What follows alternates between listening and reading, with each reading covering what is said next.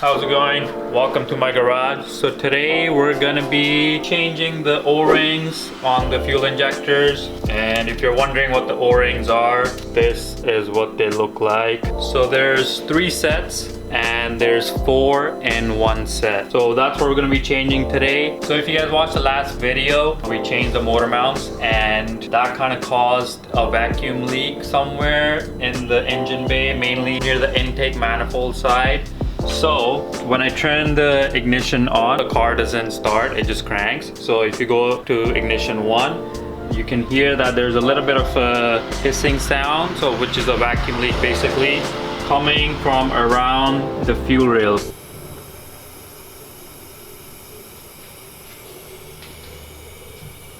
So that's the sound that it's making, and I first thought it was from the intake manifold gasket, which I don't think is messed up right now because I took off the fuel relay and the sound is gone. So it has to be from somewhere near the fuel rail or the fuel injectors, and that's why we got the O-ring. So we're gonna start with that. To take off the fuel rails, what you might want to do first is loosen these hoses because the car is over 30 years old. So these things tend to like stick onto the fuel lines, which are right here, which go under the body. But we don't need to touch the fuel lines, we just have to take these hoses off. So I took off the clips, put them to the back. So you take your pliers and you gently put them on the flat side and just kind of like move it around a little bit, and eventually it's gonna come loose, and then you can just give it a little bit of a tug and see how it moves a little bit. So that's what you want to do first. And once you have that out of the way, we can depressurize the fuel system, because when we take off the hoses, there's going to be a little bit of fuel that comes out. So you want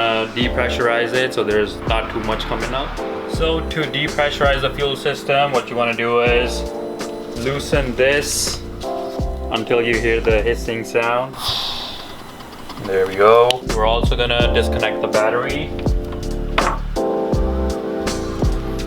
And we're also going to take off the fuel relay, which is right here, this big black box thingy, rectangular thingy.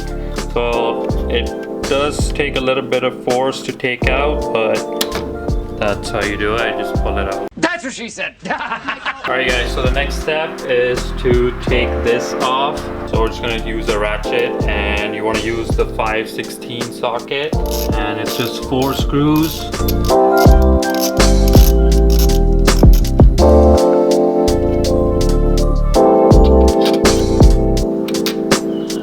And there's 2 at the bottom as well.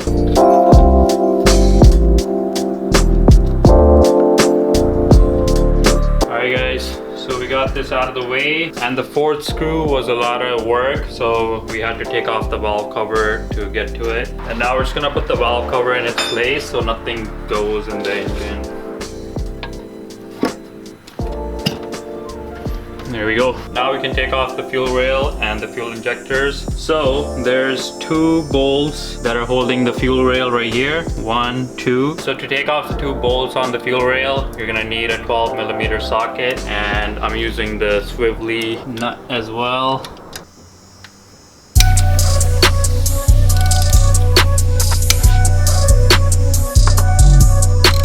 Alright guys, so now we're gonna take off the hoses that are connected to the fuel lines. So there's a little bit of fuel coming out. I just put a rag there just in case, and it was a good idea because we got some fuel.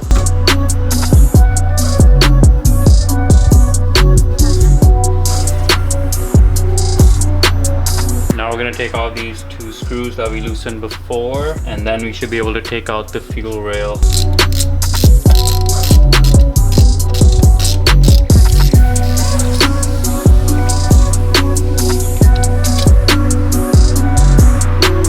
So there are 2 grommets that goes where the fuel rail screws are. Make sure you guys take that out and put it aside, because we're going to be putting those back. And now we're going to take out the fuel rail a little bit with the injectors, and we're going to take these clips off.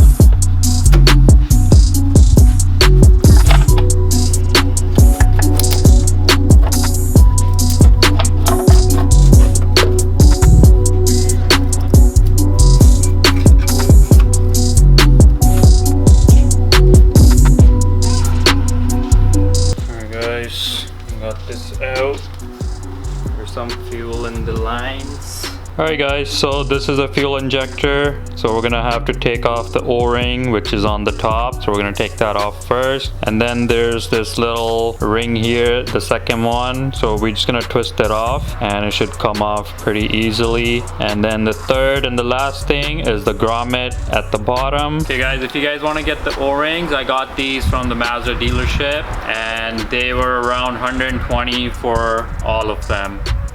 So to put the O-rings back on, we're just gonna reverse the process. We're gonna put the grommet on first, and then we're gonna twist on the second ring, and then lastly we're just gonna put on the O-ring, and that's it.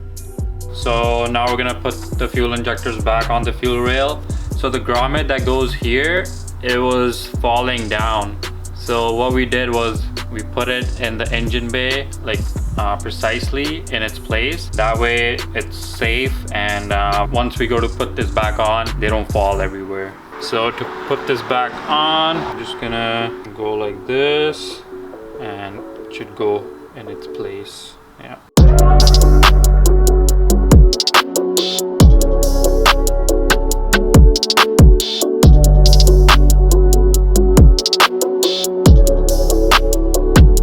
Now we're ready to put it back in the engine bay, which is gonna be a mission.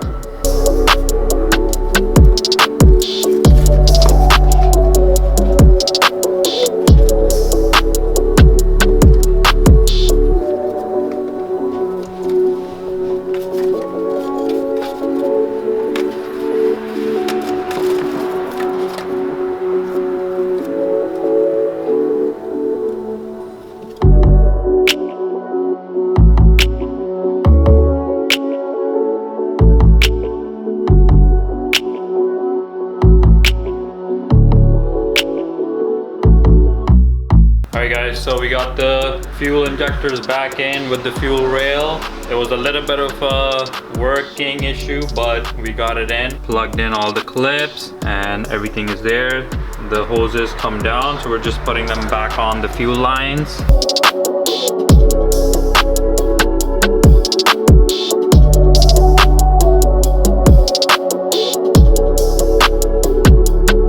Alright, fuel lines are back on. And now we just gotta tighten the bolts, torque them, and put the PCV valve back on.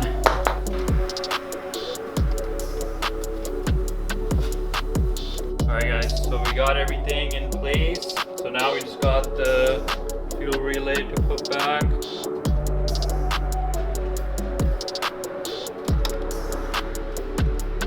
That's in.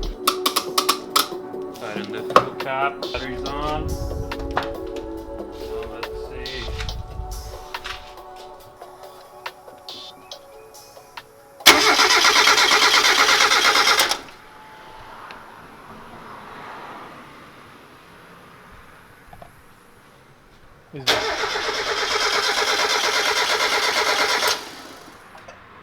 Well guys, the car still doesn't start, so it wasn't the O-rings after all. But it's still good that we changed them, doing some maintenance, you know. So the sound is still coming from the engine bay. I feel like the next thing is the fuel regulator, which is this one right here. So what's happening is that sound is probably the fuel pressure is too much in the fuel rail and it's not going back due to the fuel regulator failing. So I ordered a new one and it should be here within 2-3 days, so we'll be installing that next. So make sure you guys are subscribed to the channel, and if you guys like the O-ring video, hit the like button and let me know down in the comments what you guys think that sound might be, or if I'm getting anything wrong. So yeah, let me know, and that's it for today. I hope you guys enjoyed the video. I'll see you in the next one. Peace.